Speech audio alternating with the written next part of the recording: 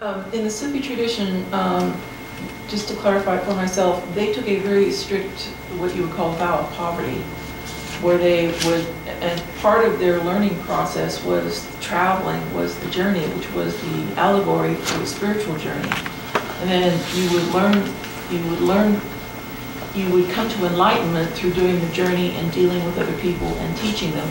So is that kind of like different from what you would call traditional Islam in the sense that these were people who traveled and actually taught people through parables or fables? Yes, I mean, definitely most of the Sufi masters in the past did recognize that this world here is very temporary. So for that reason, they were not enamored with this world.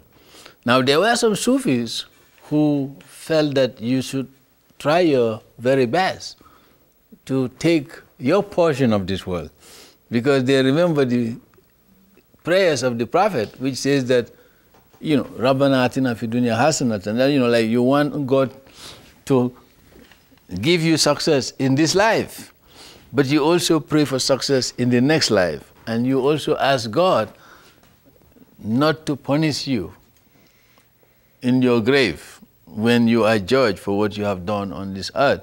Now, those Sufi masters who took the vow of poverty saw themselves in the light you describe. Just like Francis of Assisi, you know, you take poverty and say, well, we are going to serve God, and we will turn away from the world and we will turn towards our Creator.